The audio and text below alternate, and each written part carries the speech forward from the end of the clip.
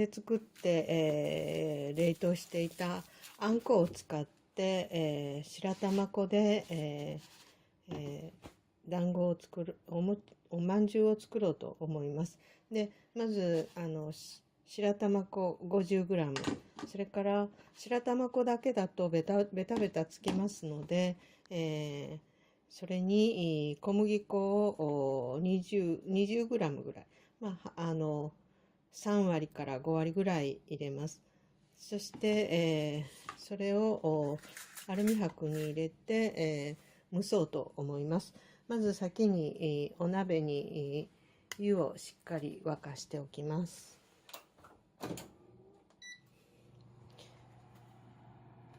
そして、白玉粉と小麦粉をボウルに入れて練ります。全部入れて、これに、100cc ほど水を準備しましたけども、少しずつ入れながら、混ぜていきます。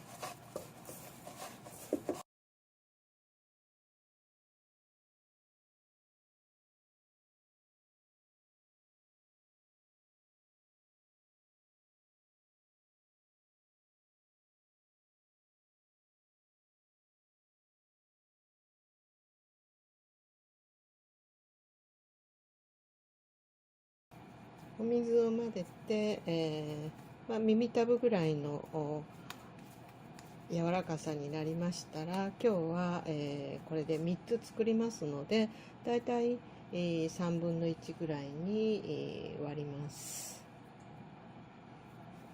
そして1つを丸めて広げます。丸めて、広げまして、その中にあんこを入れます。そしてこれを底から上に持ち上げるように、広げていきます。手のひらで。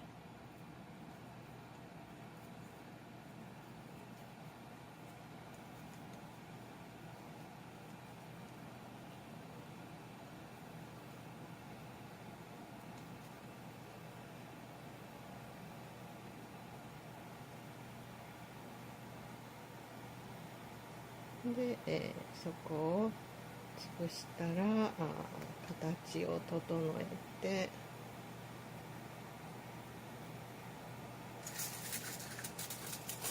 アルミ箔の上に、乗せます。お湯が沸きましたので、お鍋の中に、ざるのように敷いてあって、棚がつけてあります。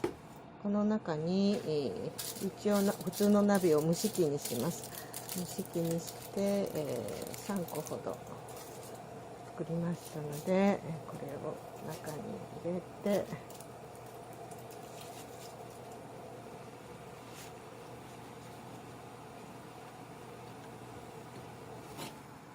こんな感じで入れました。そして、これに布巾をかけてもいいんですけど、もうそのまんまガタガタしないように、キッチンペーパーを縁に挟んで蓋をします。で、これで、約5分から10分ぐらい、私はもういつも10分ぐらいするんですけど、10分ほどタイマーをかけます。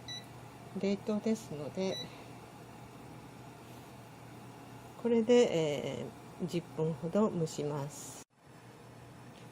10分ほどして、出来上がりましたので、火を止めます。こういう感じで、出来上がりました。これをお皿に盛ります。